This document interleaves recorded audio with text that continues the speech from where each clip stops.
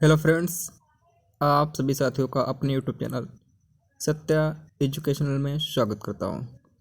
Friends, आज हम paper first subject measurement and evolution in education में मापन के स्तर पढ़ेंगे। यूनिट फर्स्ट चल रही थी और क्लास सेकंड है बीएड थर्ड सेमेस्टर के लिए। मापन के स्तर 4 प्रकार के होते हैं: नामित, क्रमित, अंतराल और अनुपातिक। तो आज फ्रेंड्स मापन के स्तर के बारे में डिटेल में पढ़ते हैं। गाइस, मापन के स्तर, मापन के 4 स्तर होते हैं प्रमुख रूप से। नंबर 1 पे आता है नामित स्तर, नंबर 2 पे क्रमित स्तर और नंबर 3 पे अंतराल स्तर और नंबर 4 पे अनुपातिक स्तर। इनके नामों से ही पता चलता है कि इसमें क्या क्या होगा। तो हम सबसे पहले पर नामित स्तर को पढ़ेंगे।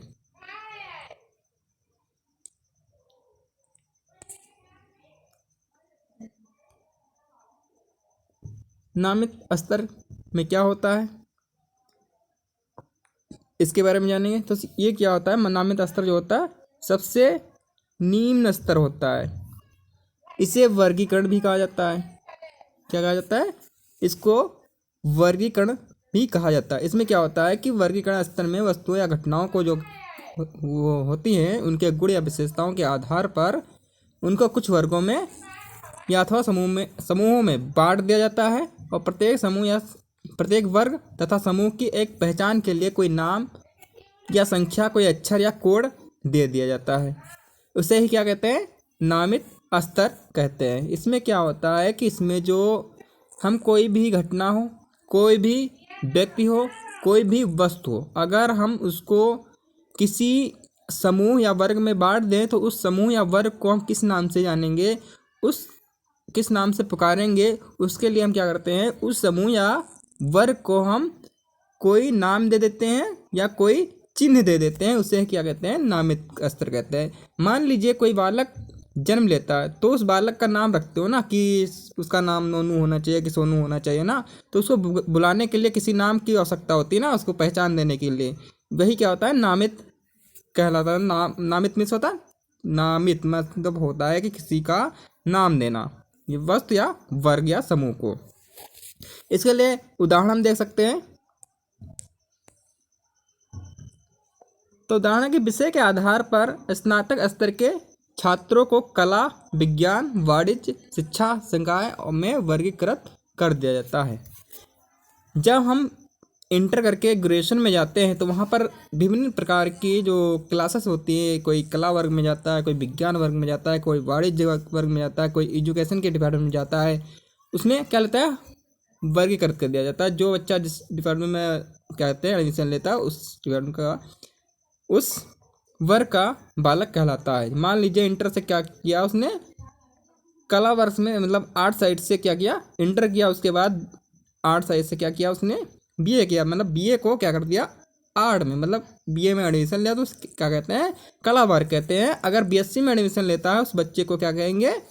विज्ञान वर्ग में क्या हुआ, उसका एडमिशन हुआ। अगर कॉमर्स से इंटर करके जाता है तो अगर मतलब कॉमर्स से बीकॉम करता है तो उसे क्या तो उस बालक को कहेंगे वाणिज्य वर्ग का बालक है। तो यानी कि क्या कहते हैं, महाविद्यालय में बच्चे तो बहुत आते हैं कि लेकिन वो क्या कहते हैं, अलग अलग वर्ग में क्या लेते हैं, अपना एडमिशन लेते हैं। उस स्नातक के स्तर के आधार पर उनको अलग अलग वर्गों में बांट दिया जाता है, वर्गीकृत कर दिया जाता है। अगर लिंग भेद के आधार पर हम अगर वर्गीकृत करें तो एक क्लास में क्या होता है, महिलाएं छात्र होती है और छात्र और छात्राएं होती है ना क्लास में एक। तो उनको अगर अलग अलग कर दिया जाए तो क्या कहेंगे कि छात्र की संख्या इतनी है और छात्राओं की संख्या इतनी है, यानी कि उनको वर्गीकृत कर दिया गया है। जब आप कक्षा 6 या 7 में पढ़ते थे तो आपको क्लास 6 में कई प्रकार के सेक्शन होते हैं। ए होता था, बी होता था, सी होता था, यानी कक्षा 3-6 को कई वर्गों में बांट दिया जाता। तो पहले जो होते थे पहले वर्ग में कि सबसे अच्छे बालक, मतलब जो पढ़ने में तेज होते थे तो ए वर्ग में आते थे। जो उससे कम अच्छे होते थे, मतलब पढ़ने में कम धीमे होते थे, उनको बी वर्ग में रखा जाता। जो सबसे खराब, मतलब जो पढ़ने में बहुत ही लचीले होते थे, उनको सी वर्ग में रखा जाता था। ठीक, समझ में आया आप लोगों को? अब बढ़ते हैं क्रमित स्तर के स्तर पर। तो इसमें क्या होगा, क्रमित मीन्स होता है कि क्रम में रखना, कोई भी वस्तु या घटना हो उसको क्रम के अनुसार रखना क्या कहलाता है, क्रमित स्तर कहलाता है। सिंपल भाषा मैंने हमने बता दिया क्रमित स्तर क्या होता है। तब इसके बारे में डिटेल से जानते हैं कि यह नामित स्तर के मापन से कुछ अधिक परिमार्जित एवं शुद्ध स्तर का मापन है। इसमें क्या होता है, इसमें शुद्ध स्तर का मतलब जो नामित था उससे बेहतर होता है इसमें क्रमित में। यह मापन गुण की मात्रा पर आधारित होता है। इसमें किसी गुण की मात्रा के आधार पर विभिन्न वर्गों को क्रम में रखा जाता है। इसमें किसी गुण में श्रेष्ठतम समूह को प्रथम स्थान पर, उससे कम गुण वाले समूह को निम्न यानी कि दूसरे स्थान पर रख दिया जाता है, और तीसरे जो इसी प्रकार जो तीसरा जो गुण होता है उसको तीसरे स्तर पर रख दिया जाता है, तीसरे क्रम पे। गुण की मात्रा के अनुसार अन्य समूहों को व्यवस्थित क्रम में प्रस्तुत किया जाता है।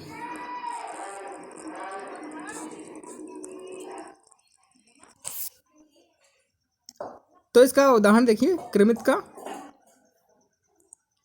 यदि राम, श्याम, मोहन क्रमशः श्रेष्ठ, औसत, निम्न वर्ग में हो तो इसका अर्थ यह है कि यह नहीं होता है कि राम व श्याम के बीच योग्यता में वही अंतर है जो श्याम और मोहन की योग्यता के बीच है। एक ये समझिए कि राम और श्याम के बीच में अगर डिफरेंस बीच में अगर योग्यता का अंतर आ रहा है तो इसका मतलब नहीं है कि राम और मोहन के बीच में वही अंतर होगा, ये नहीं हो सकता है। या श्याम और मोहन के बीच में अंतर ये नहीं हो सकता है ना।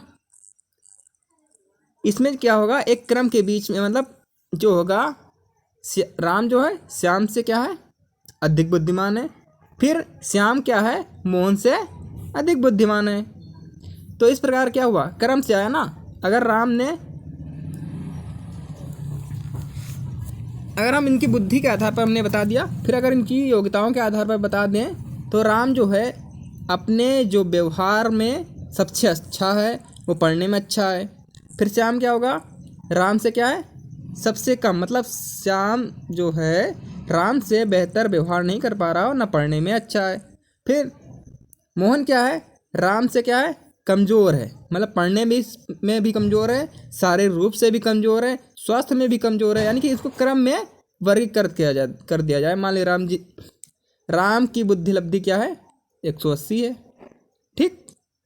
श्याम की बुद्धि लब्धि क्या है 170 है, और मोहन की बुद्धि लब्धि क्या है 160 है। यानी कि इनको क्रम में मतलब राम की बुद्धि 180 हो गई और श्याम की 170 हो गई, मोहन की 160 हो गई। यानी कि क्रम के बीच में क्या हुआ,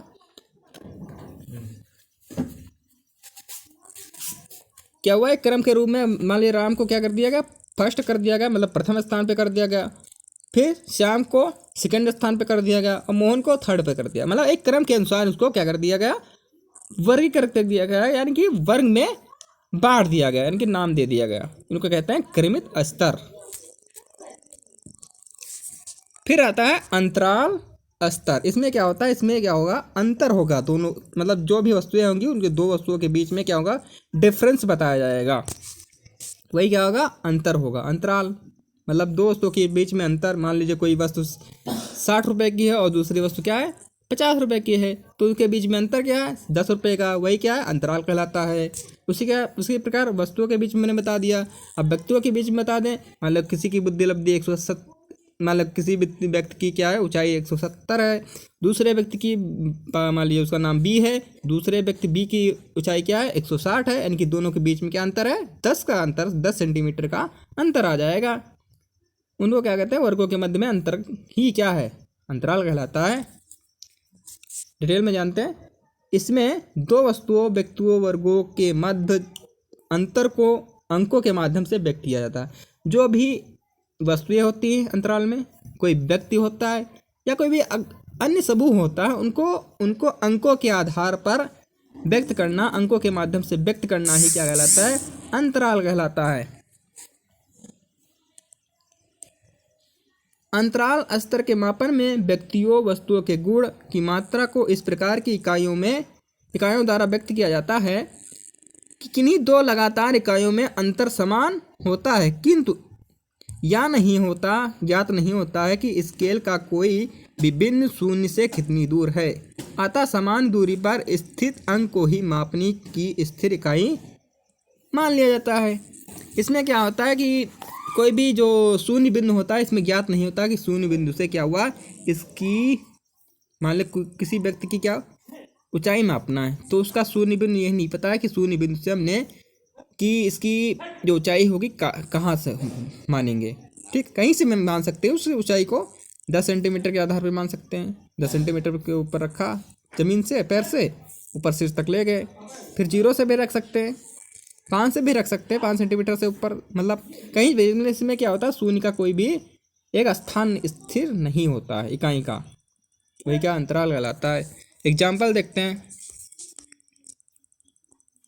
हमने 1 मीटर स्केल से 3 छात्रों की ऊंचाइयों को ज्ञात करते हैं, जिसमें रमेश, महेश, मोहन की ऊंचाई जो है क्रमशः 195 है।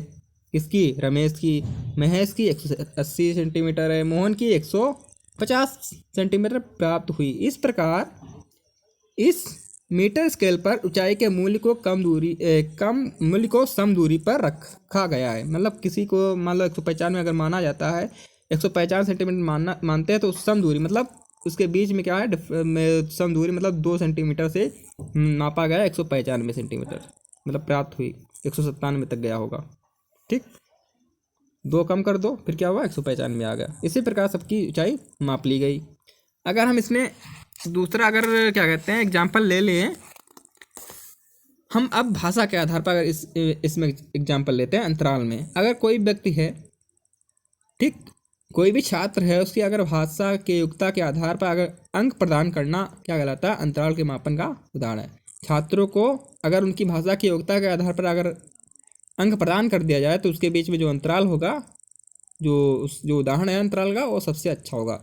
मान लीजिए कोई व्यक्ति है, यही 3 है, क्या उनसे, रमेश, महेश, मोहन है। ठीक, उन्होंने क्या हुआ कि रमेश ने 12 अंक प्राप्त किए, महेश ने 10 अंक प्राप्त किए और मोहन ने 5 अंक प्राप्त किए।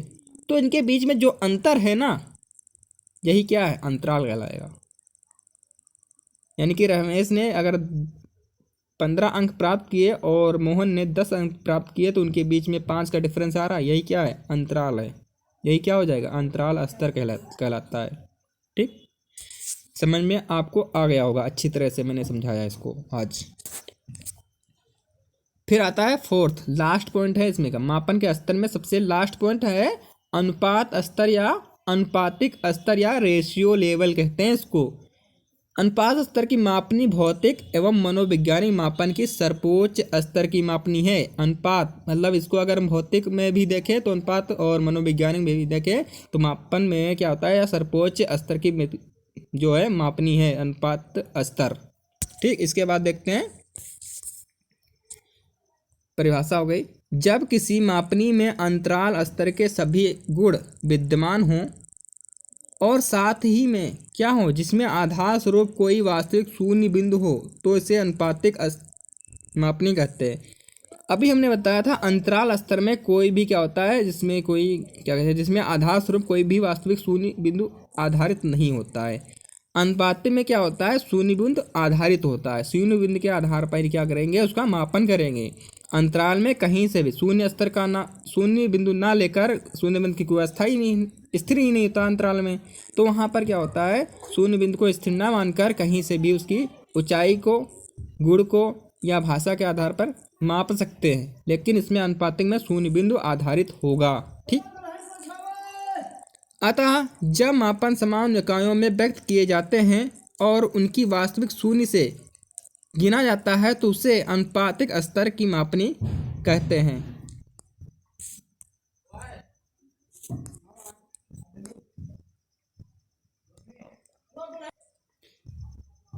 क्या अभी बताया था हमने इसमें कि इसमें जो है, जब माप जो होता है समान इकाइयों में व्यक्त किए जाते हैं और उनकी वास्तविक शून्य से गिना जाता है। इसमें अगर हम किसी ऊंचाई को मापते हैं अनुपातिक में, तो उसको शून्य बिंदु से मापेंगे और जहाँ तक उसकी ऊंचाई जाएगी, मान लीजिए 130 जाती है, 145 जाती है, 146 जाती है, तो क्या होगा, शून्य से मापेंगे तो 146 लिख लेंगे। उसके बाद दूसरी की मापेंगे शून्य से, उसको देकर 135 आ रही है तो उसको लिख लेंगे। उसके बाद उनके बीच में क्या होगा, अनुपात निकाला जाएगा, वही क्या होगा, अनुपातिक स्तर कहलाता है। सिंपल भाषा में अगर क्वेश्चन आता है तो सिंपल भाषा में आप लिख देंगे, तब भी आपको नंबर पूरे के पूरे मिल जाएंगे। 16 में अगर अच्छा से अच्छा लिखते हैं तब भी 14 से 12 से 14 नंबर आपको अवश्य मिलते हैं। कभी किसी को 16 नंबर किसी को नहीं मिले हैं, आज तक नहीं मिले हैं, ना मिलेंगे किसी को, या जितना अच्छा लिख ले कोई। फिर एग्जाम्पल देखते हैं अनुपातिक स्तर का, ये लास्ट पॉइंट है, इसके बाद ये मापन के स्तर आज खत्म हो जाएगा।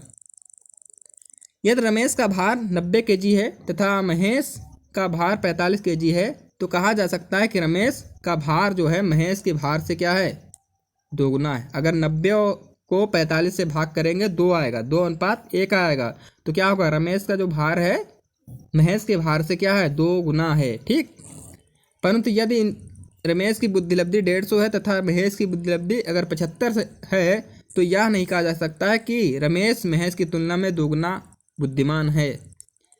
बुद्धिलब्धि में कभी भी मनोवैज्ञानिक रूप में अनुपातिक स्तर मतलब कि अनुपातिक स्तर में ये नहीं कह सकते हो कि हमारी बुद्धिलब्धि दूसरे से बुद्धिलब्धि क्या है, दोगुना है या तिगुना है, ये नहीं हो सकता है। क्या हो सकता है कि हो सकता है दोनों बराबर हो सकता है कहीं पर क्या कहते हैं, जो पहले वाले की बुद्धिलब्धि ज़्यादा हो कि दूसरे वाली बुद्धिलब्धि कम हो गई, हो सकता है दूसरा वाला होशियार हो बच्चा। यानी कि यहाँ पर क्या होता है, इसमें जो है दोगुना तिगुना नहीं होता है। अब ये है अंकों के आधार पर हम व्यक्त कर सकते हैं बुद्धिलब्धि को और अनुपात में बता सकते हैं। फिर क्या कहेंगे, अतः स्पष्ट रूप से कह सकते हैं, से कहा जा सकता है कि भौतिक चरों भार, लंबाई, आयतन, क्षेत्रफल आदि का मापन जो है अनुपातिक स्तर में किया जाता है।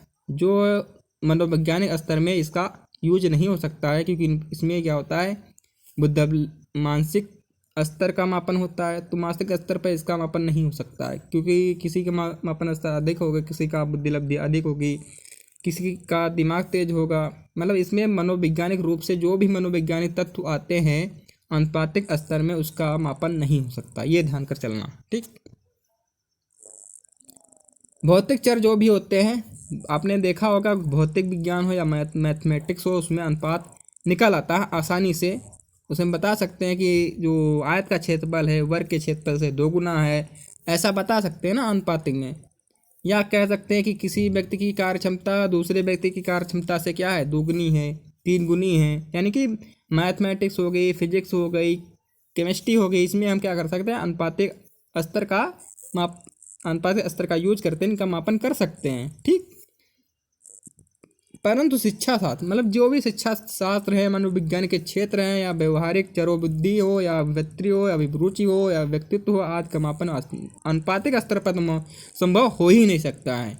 क्योंकि किसी का रेशियो, बुद्धिलब्धि का अगर रेशियो निकालोगे तो ये हम नहीं कह सकते हैं कि बुद्धिलब्धि दूसरे व्यक्ति से या पहले व्यक्ति से ज़्यादा होगी, या पहले व्यक्ति की बुद्धिलब्धि दूसरे व्यक्ति की इतनी गुनी होगी। ये हम शिक्षा शास्त्र में तो बिल्कुल इसका यूज हम कर ही नहीं सकते हैं। ठीक, उम्मीद करता हूँ आज कि ये मापन के स्तर जो हैं आज आपको पूरी तरह से आसान भाषा में समझ गए होंगे और आप एग्ज़ाम में लिख सकते हैं अच्छे से अच्छा। तो हमारे चैनल पे पहली बार चैनल को विजिट कर रहे हैं तो हमारे चैनल को सब्सक्राइब कर लें, जिससे कि इसी प्रकार की वीडियो आपको मिलती रहे। वीडियो अच्छा लगे तो लाइक और शेयर करना ना भूलें। वीडियो देखने के लिए बहुत बहुत धन्यवाद।